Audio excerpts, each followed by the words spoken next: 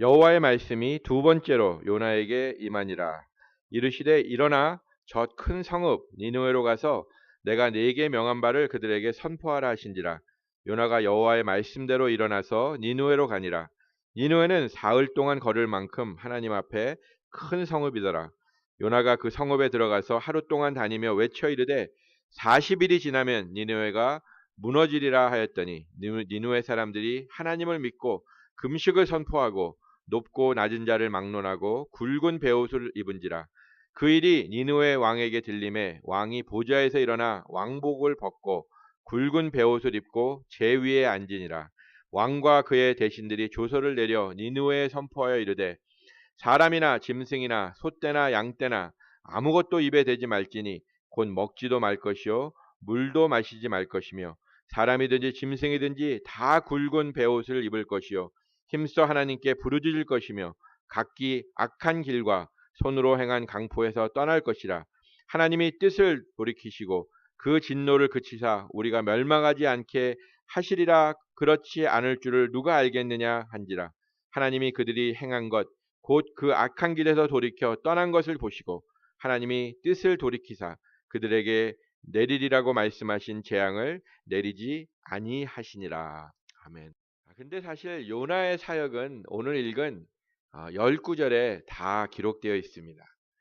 1장과 2장은 요나가 하나님께 불순종해서 도망갔기 때문에 쫓으시고 또 거기에 요나의 고깃배 속에서의 그 기도, 회개의 기도가 필요했던 것이고 이제 4장에서는 이 하나님께서 니느웨를 구원하신 것에 대해서 화를 내고 있는 요나를 설득하시는 그 하나님의 모습입니다. 그래서 이 3장 전체가 어떻게 보면 요나의 전체라고 생각할 수가 있습니다.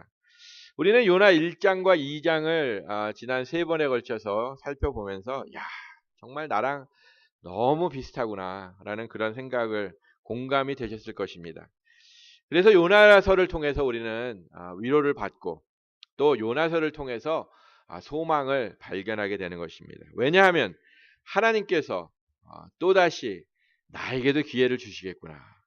요나처럼 다시 한번 하나님께서 나를 찾아주시겠구나. 그리고 요나를 통해서 엄청난 일을 하신 것처럼 나도 사용하실 수 있겠구나라는 이런 소망이 되는 것입니다. 요나를 사용하셨던 그 하나님께서 분명히 여러분과 저를 들어 사용하실 것이라 저는 확신합니다. 이 요나서 3장의 줄거리는 대략 이렇습니다. 하나님께서 다시 한번 요나에게 니느웨로 가라라고 명령하십니다. 그때 이제 그 큰 물고기 뱃속에서 성전을 바라보았던 이 요나가 마음이 돌린 상태죠. 하나님을 향한 그 마음에서 이제 두 번째 명령에는 순종하고 니느웨로 갑니다. 성경에는 길을 떠나자마자 니느웨 성에 도착한 것처럼 기록됐지만 실제로 이 오늘날 그 ICS에 본거지인 모술, 지난 금요일날 여러분 선교 보고 들으신 분은 기억하실 겁니다. 바로 우리 구성교사님이 지금 사역하시는 거기서 한 50마일 정도 떨어져 있는 그런 모술이라는 지역인데, 그 모술은 그 물고기가 요나를 뱉었던 그 해안 지역에부터 한 400마일 정도, 한 700km 정도 떨어져 있는 굉장히 먼 거리입니다. 그런 곳을 요나가 순종하며 이제 니느웨로 갔던 것입니다. 거기서 하나님의 지시한 대로 외쳤죠. 40일이 지나면 니느웨 성은 멸망할 것이다. 회개하라라고 외치니까 그 하나님의 메시지를 들은 니느웨 백성들, 왕부터 시작해서 짐승에 이르기까지 하나님께 잘못을 뉘우치고 회개하기 시작했습니다. 이 니느웨 백성들의 철저한 회개에 하나님께서는 그 뜻을 돌이키사 그들을 멸망치 않으시고 구원을 하셨다라는 것이 이 오늘 요나서 3장에 있는 니느웨의 부흥, 니느웨의 회개, 니느웨의 회복의 말입니다. 니느웨는 모술이라는 현재의 이름으로 바뀌어 있는데 그 당시에는 시리아의 수도였습니다. 오늘날 이라크 땅에 아주 북쪽에 있는 그 ISIS가 그 본거지로 사용할 정도로 상당히 지금도 발달한 그런 도시입니다. 요나의 시대에는 더했죠. 아마 그 당시에는 세상에서 가장 큰 성읍 중에 하나 정도로 일컬을 정도로 굉장히 발전했던 도시입니다. 여기 오늘 요나서에도 그 도시를 살피는 데만 해도 3일이 걸린다. 굉장히 큰 도시입니다.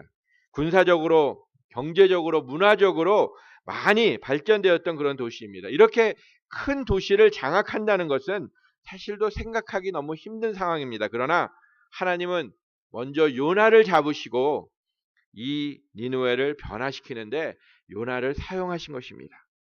세상은 언제나 한 사람이 세상을 변화시키는 그런 슈퍼히로, 그 슈퍼히로 이야기에 관심이 많습니다. 그래서 영화에도 뭐 슈퍼맨이다, 어벤져스다, 배트맨이다 이런 영화들이 굉장히 흥행하는 것 같습니다.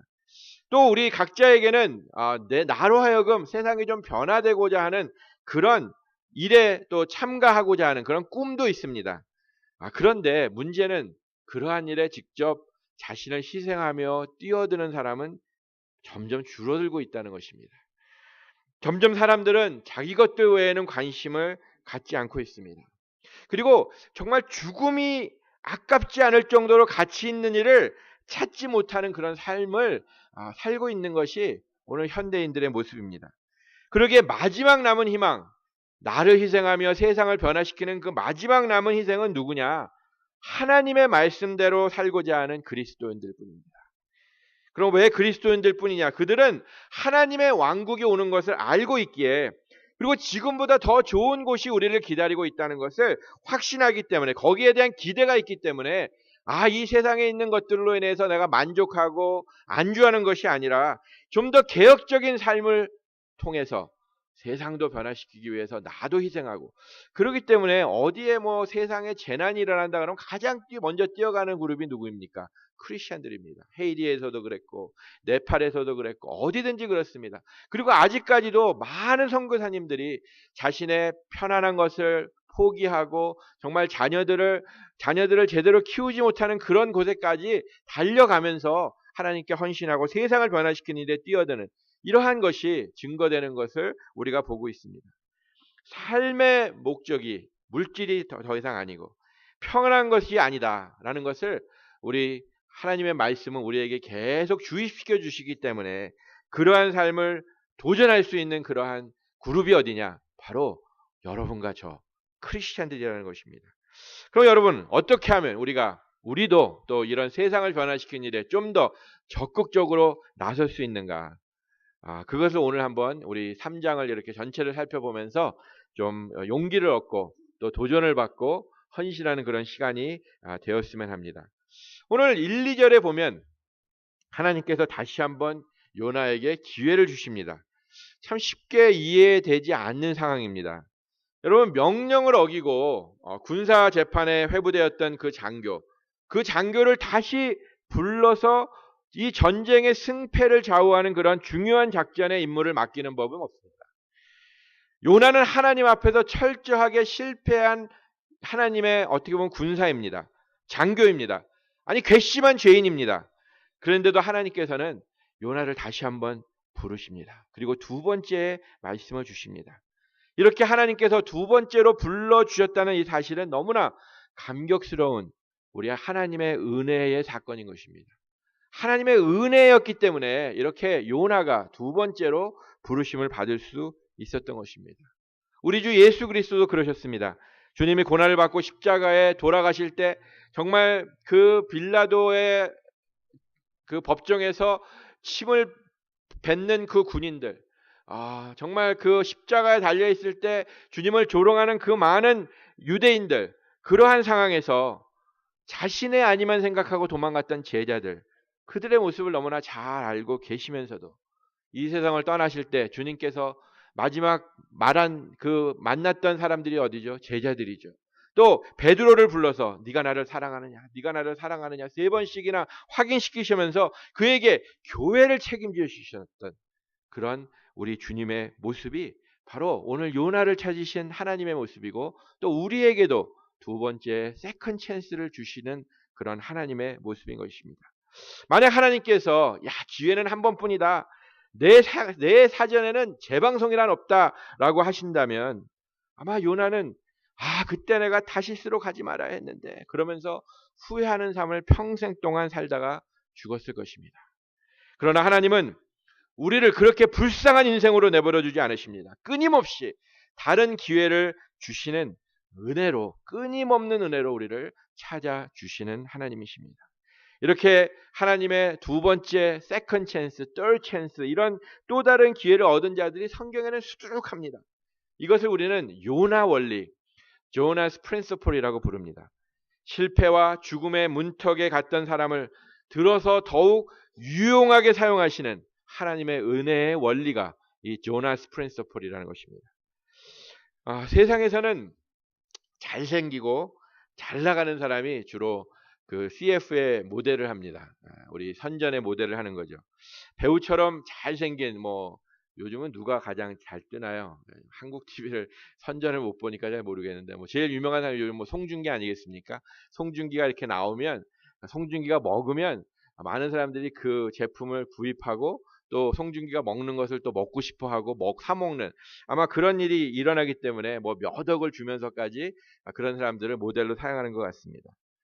그러나 하나님의 은혜를 선전하려면, 선전이란 말이 좀 웃기지만 하나님의 은혜를 전하려면 누가 가장 적합한 모델일까요? 그건 죄인 중의 괴수입니다. 죄인 중의 괴수.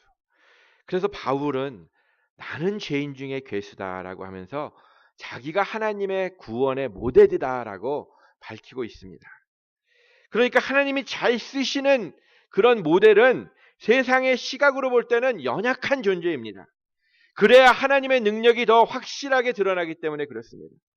성경이 말하려고 하는 것은 바로 이것입니다. 그리스도의 십자가를 자랑하려고 하니까 주님이 필요한 사람, 주님이 필요한 모델은 누구냐? 연약한 사람들을 필요로 하다는 것입니다. 만약 우리가 하나님 섬기려 합니다라고 하면 하나님은 종종 우리를 오히려 연약한 곳으로 내려놓으십니다.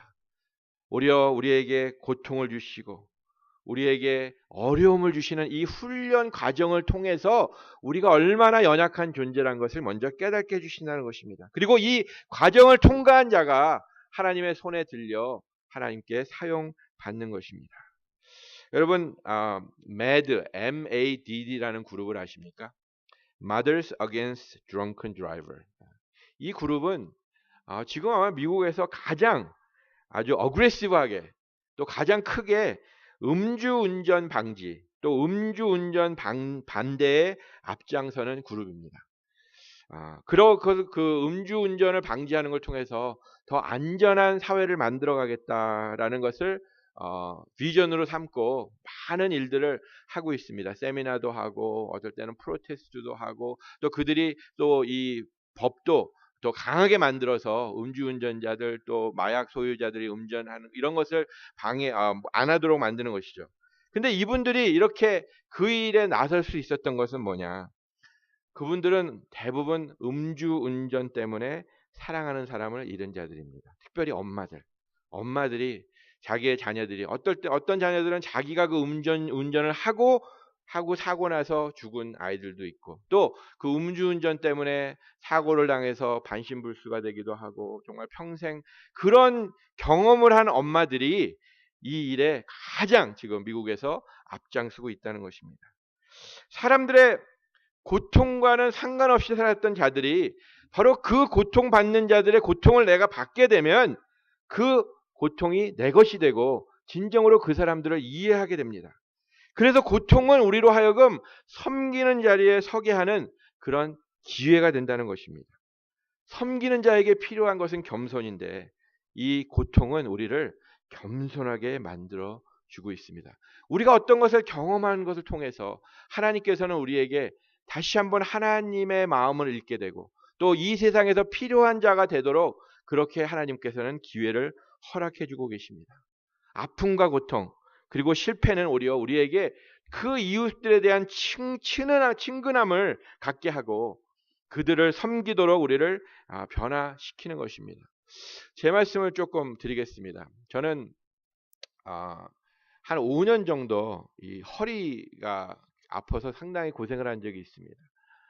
한 달 이상을 제가 그냥 침대에 누워서 생활을 했던 적이 있습니다. 그리고 어디를 이렇게 외출한다든지 교회 사무실에 가서 일을 하기 전에도 제가 아침에 하는 일이 이를 닦고 세수하고 그 다음에 하는 일이 뭐냐면은 여기다가 그 electrode stimulator이라는 muscle stimulator이라는 이렇게 포로 여러분 그 카이로프랙터 가면은 이렇게 뭐 붙이고서는 지긋지긋 지지지지지 하는 거 있잖아요. 그 기분 좋게 뭐 이렇게 하는 거. 그거를 이렇게 포로볼로 요즘은 굉장히 보니까 좀 팬시하더라고요. 근데 옛날에는 요만하고 거기에 배러리로 해갖고 거기다 엘렉트로이드 패드가 4개가 이렇게 나옵니다. 그러면 그거를 이 허벅지하고 이 종아리 있는 데다 붙이는 게 제 아침의 일이었습니다. 그거를 붙이고 살아야지만 그게 계속적으로 거기다가 이렇게 엘렉트릭 샥을 주는 거죠. 왜냐면 경련이 자꾸 일어나니까 그 경련을 못 참습니다. 어떨 때는. 그러기 때문에 그렇게 한 5년을 제가 살았던 사람이기 때문에 누구보다도 허리 때문에 고생하시는 분이 있으면 정말로 같이 가슴 아파합니다. 같이 힘들어합니다. 그 고통이 얼마나 심각하다는 걸 알기 때문에 사실 수술하기까지 갔었는데 하나님의 은혜로 수술하지 않고 허리를 낫게 해주시는 그런 기적을 전 경험을 했습니다. 그래서 이 기도의 힘도 압니다. 우리 얼마나 많은 성도들이 저를 위해서 기도해줬고 우리 또 교역자들이 그냥 시간만 있으면 저를 땅바닥에 앉혀놓고 손을 얹고 기도하면서 안수기도 해주고 그런 시간들을 제가 한 5년을 보냈는데 이게 뭐 1년 사이에 많지는 않더라고요. 하나님이 그렇게 해주시던데 그런 것을 알기 때문에 이 고통을 겪는 사람 뭐 다른 물론 병들도 많겠지만 특별히 허리병 근데 오늘 이렇게 그 리서치를 해보니까 이 허리병은 9 out of 10 정도가 조금씩이라도 경험을 한다고 그러더라고요. 그러니까 굉장히 많은 사람들이 경험하는 병인데 그래서 그러한 저가 그런 고통을 당했었기 때문에 그런 어려운 순간을 제가 겪었기 때문에 더 그 허리에 때문에 고통하는 자들을 이해하는 것과 같이 우리가 어떤 고통의 지금 터널을 지나가고 있다. 우리가 어려움을 지나가고 있다. 그러면 그 실패 때문에 내가 더 다른 사람들을 이해하고 다른 사람들을 섬길 수 있는 그런 위치에 세워주시는 또 하나님의 훈련 과정이 된다는 것을 저는 확실히 믿습니다. 하나님은 고통을 경험하는 자들을 사용하시기 원하십니다. 고통의 상태에서 완전히 벗어나지 않는다 하더라도 아니 내가 지금 경험하는 실패에서 성공으로 아직 바뀌어지 않다 하더라도 상관이 없습니다. 그저 나의 고통이 이웃을 이해하는 마음으로 사랑하는 마음으로 이웃을 섬기는 나로 몰아가는 동기가 될 수 있다면 하나님께서 나에게 주시는 고통은 충분한 영양분이 있는 고통인 것입니다.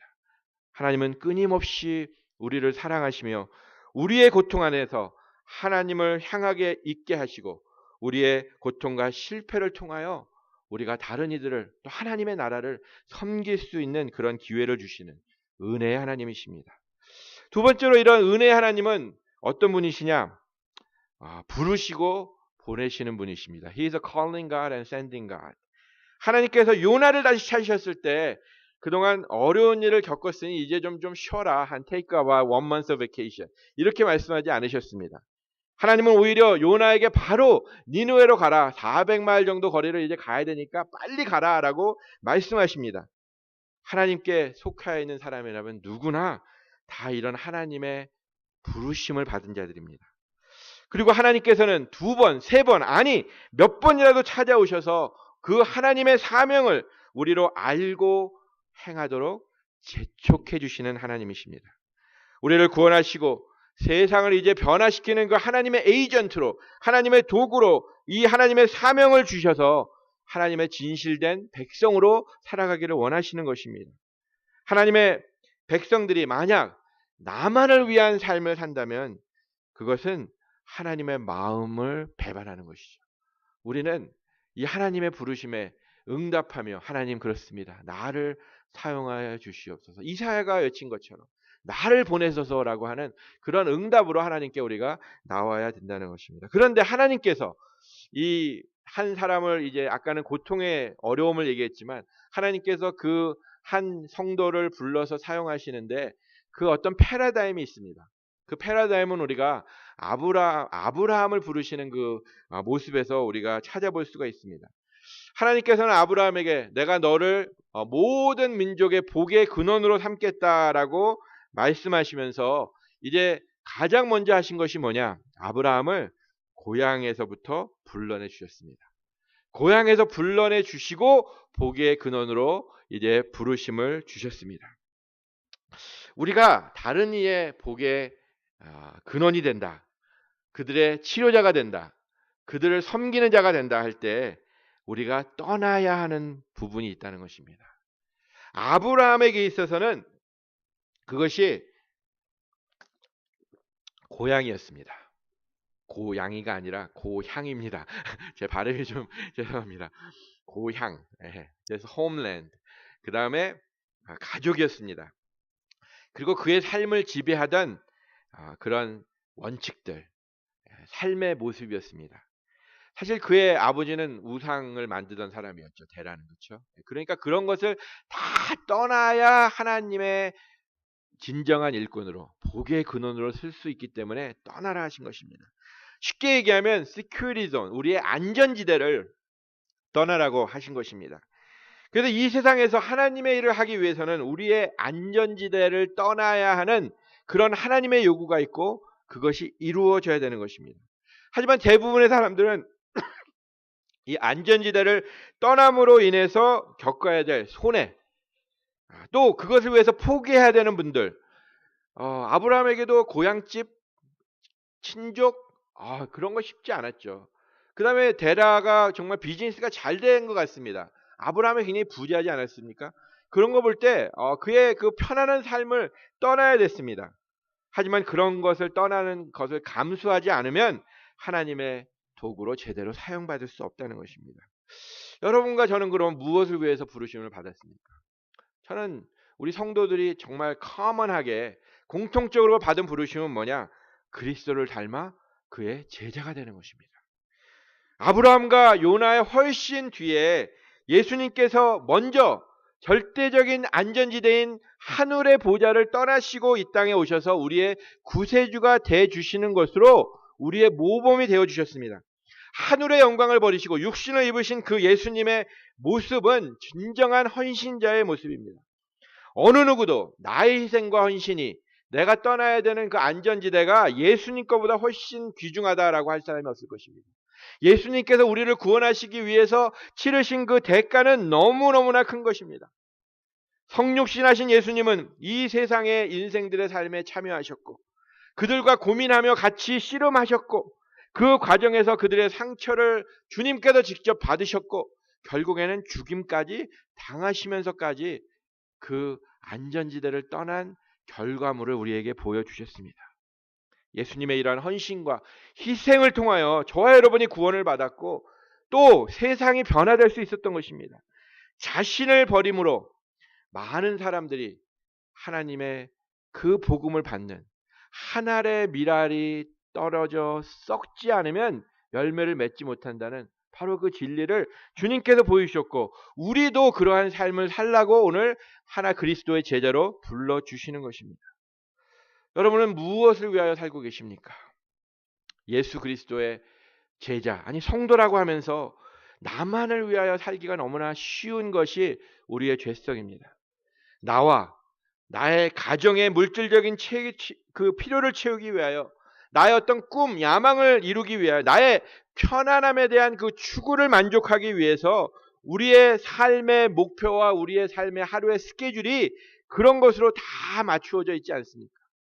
그러나 하나님의 계명의 서머리는 무엇이죠? 하나님을 위하여, 이웃을 위하여, 이웃을 사랑하되 내 나를 사랑하는 것처럼 하라 할 때 내 자신이 나오는 것이지 하나님의 목적은 하나님과 이웃에 대한 사랑, 그들을 위한 것입니다. 여러분들의 삶에 하나님이 또 이웃이 얼마나 중요한 위치에 지금 자리 잡고 있으십니까? 나는 시간도 참 없습니다. 갖고 있는 물질도 부족합니다. 재능도 별로 없습니다. 그리고 내 삶에 살기가 너무 지금 바쁩니다. 다람쥐 채바퀴 돌아가듯이 아침 일찍 일어나서 밤늦게까지 일하고 집에 와서 잠깐 그냥 저녁 식사나 하고 조금 휴식하는 시간 외에는 정말 그렇게 유기를 살아갑니다. 그리고 누군가를 위해 희생하는 삶을 살기에 내 자신의 삶이 너무 힘듭니다라고 우리는 주님 앞에 말씀할 수가 있습니다. 그러나 확실한 것은 나만을 위하여 살기 위해서 우리를 구원하신 하나님이 아니시라는 것입니다. 우리의 시간과 물질과 노력, 그것은 우리의 안전지대를 떠나는 데 있어서 조금 포기해야 될 부분이기도 한다는 것이다. 물론 정말 지금 힘드신 상황에 계신 분 있으리라고 저는 믿습니다. 그러나 제가 바라기는 그러한 상황에서 조금 더 상황이 우리가 펴진다고 그러죠. 조금 더 좋아지셔서 정말 이제는 안전지대를 떠날 수 있는 그런 믿음의 스텝업 할 수 있는, 올라설 수 있는 그런 여러분들이 되시기를 항상 기도하고 있습니다.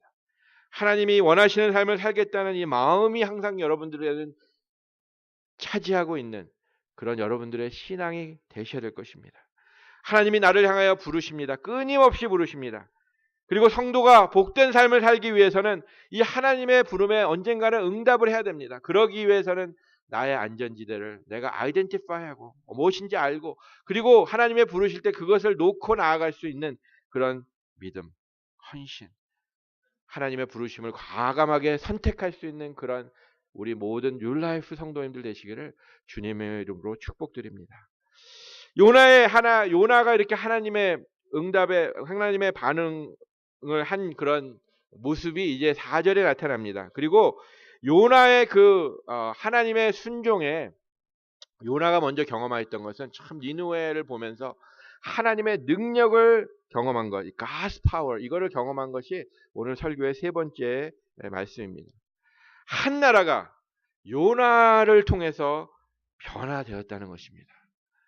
죽을 수밖에 없었던 영혼들이 구원을 받았다는 것입니다.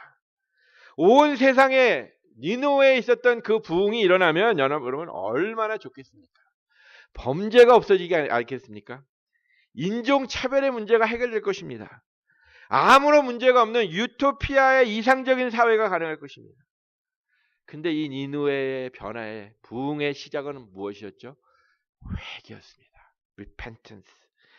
성경은 마음의 회심에서 행동의 변화가 온다는 것을 확실하게 우리에게 밝혀주고 있습니다. 한 사람이 회심하고 잘못된 행동을 바로잡으면 그 가정이 변합니다. 그 사회가 변합니다. 그 나라가 변합니다. 그 세상이 변화될 수 있는 것입니다. 사실 니느웨 백성들의 회개는 철저하고 진지한 회개였습니다. 철저한 회개란 그저 내가 잘못했다고 느끼는 정도가 아니라, 그런 감정의 변화만이 아니라 삶의 전적인 변화를 말하는 것입니다. 5절부터 여러분 7절 한번 보시면 금식을 선포하고 그들 가운데 가장 높은 사람부터 낮은 사람까지 굵은 베옷을 입고, 또 왕도 임금의 의자에서 일어나 걸치고 있던 옷을 벗고 굵은 베옷을 입고 잿더미에 앉았습니다. 그리고 백성들에게 그 왕과 신하들이 선포합니다. 사람이든 짐승이든 소떼든 양떼든 입에 아무것도 대서는 안 된다. 먹어도 안 되고 물도 마셔도 안 된다. 여러분, 이 짐승까지 이렇게 한다는 것은 그만큼 이 니느웨의 회개가 철저했다는 것을 보여주는 것입니다. 거기서 끝이지 않습니다. 8절입니다. 하나님께 힘껏 부르짖어라. 저마다 자기가 가던 나쁜 길에서 돌이키고 힘이 있다고 휘두르던 그 폭력을 그쳐라. 가장 여기서 두드러진 것은 사실 의식주의 변화와 포기입니다.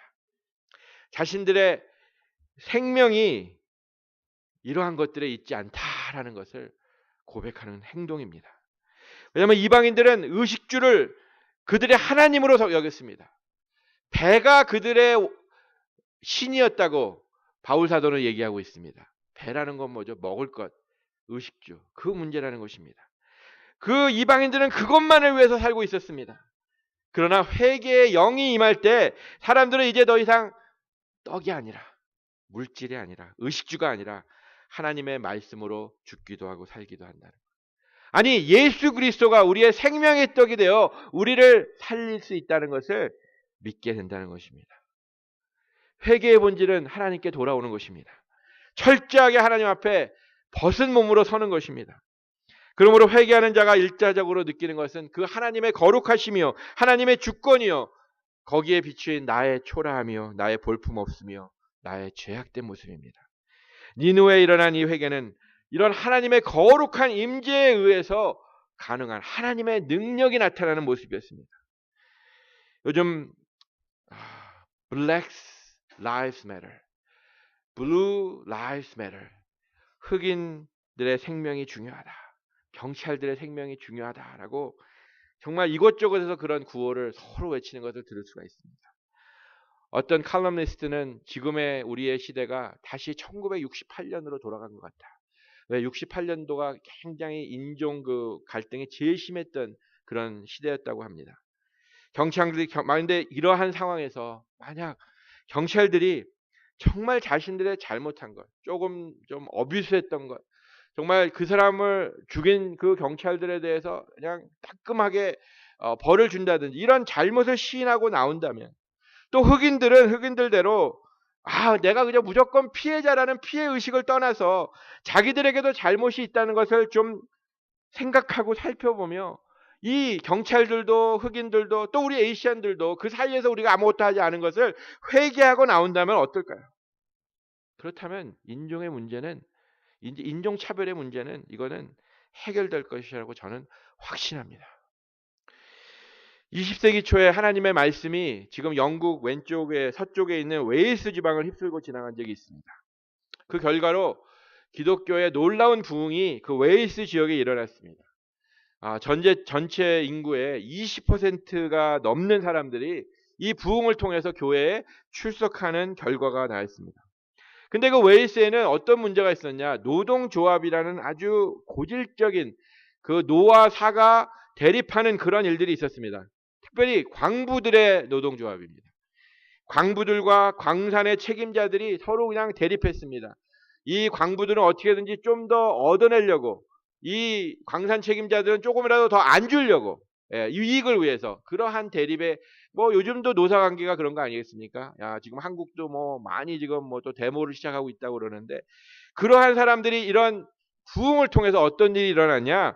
그전에는 대립하고 그저 협상 테이블에서 서로 앉기를 싫어하던 그런 사람들이 함께 모여 성경 공부하고 함께 모여 기도하는 일들이 일어나기 시작했습니다.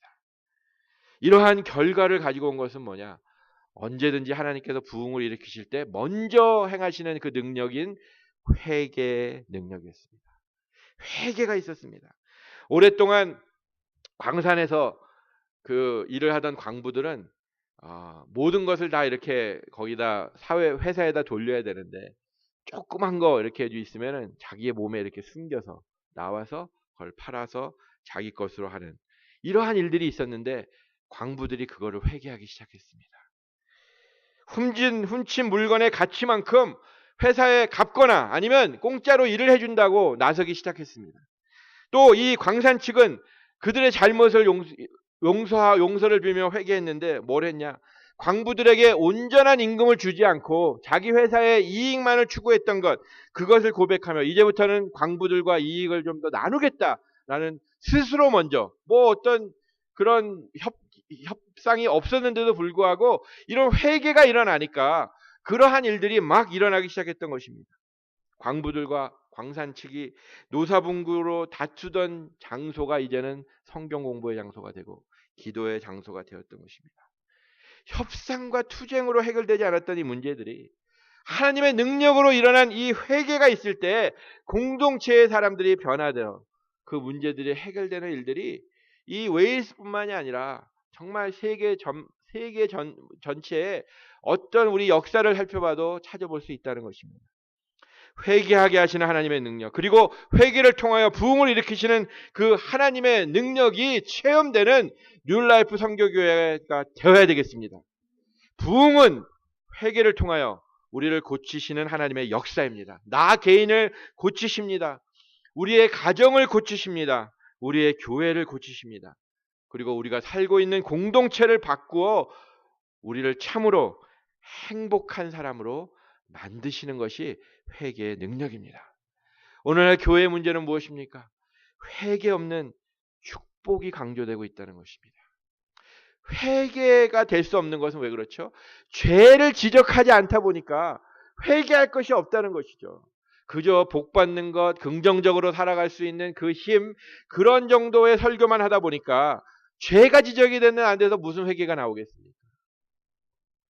죄를 버리지 아니하고 하나님께로 돌아오지 아니하고 복만 구하는 것은 잘못된 신앙입니다. 성경은 언제나 축복 이전에 회개를 강조하고 있습니다. 회개가 없는 곳에는 부흥이 있을 수 없고 축복도 있을 수 없다는 것입니다. 여러분과 제가 세상을 변화시키는 하나님의 사람이 되기 원한다면 우리는 이제 내 자신의 문제에 매달려서 그냥 한숨 짓고 지쳐있는 삶이 아니라 오늘 하나님께서 우리를 부르시는 그 부르심에 응답하며 안전지대도 떠날 수 있는 그런 자들이 되어야 될 것입니다. 저는 여러분들에게 죄책감을 들게 하기 위해서 오늘 말씀을 준비한 것이 절대로 아닙니다. 여러분들의 삶이 행복해지기를 바라는 마음에 이 설교를 준비했습니다. 하나님께서 요나를 사용하셨듯이 오늘 여러분과 저를 들어서 사용하시기를 간절히 바랍니다. 그러기 위해서 우리의 문제, 우리의 어려움, 우리의 고난에 대해서도 조금 더 긍정적인 마음을 가지고 바라보아야 될 것입니다. 그 고난을 통해서 하나님께서 나를 어떻게 사용하실 것인가? 어떤 자들을 섬기라고 이런 고난을 주시는 것인가? 그리고 오늘도 부르시는 그 하나님을 바라보셔야 될 것입니다. 그리고 우리가 내 자신의 안에서부터 일어나는 회개와 또 나의 이 삶을 통해서 이 세상에서 일어나는 회개를 통하여 아니 우리 교회 안에 회개 운동이 일어남을 통해서 그 부흥을 이루시는 하나님의 능력을 우리가 다 믿고 체험해야 될 것입니다. 성도 여러분, 요나를 보십시오. 그는 사실 훌륭한 설교자라고 얘기하기도 조금 뭐합니다. 훌륭한 전도자라 하기도 뭐합니다. 그의 외침은 굉장히 간단했습니다. 한 절입니다. 40일 후에 이 니느웨가 멸망하리라. 하지만 하나님께서는 그 요나를 사용하시기에 충분한 그런 내용들이 그 안에 있었다는 것입니다. 여러분과 저는 요나보다 더욱더 훌륭한 자입니다. 저는 그렇게 생각합니다. 왜냐하면 우리는 그리스도의 복음을 알기 때문에 그렇습니다. 예수 그리스도를 알기 때문에, 아니 예수 그리스도를 경험한 자들이기 때문에, 예수 그리스도와 연합한 자들이기 때문에 그렇습니다. 그리스도께서는 자신의 목숨으로 우리를 대속하시고 주님의 능력인 성령을 우리에게 허락해 주셔서 우리를 주님의 대사로 이 세상을 향하여 보내시고 계십니다. 얼마나 더 하나님의 부름이 있어야 될까요? 얼마나 더 하나님께서 기다리셔야 될까요? 요나에게도 두 번째의 기회가 왔습니다. 세컨 찬스. 그 세컨 찬스, 오늘 이 말씀이 여러분들의 삶의 전환점이 되는 하나님의 세컨 찬스가 되기를 기도합니다. 주 약속 안에서 내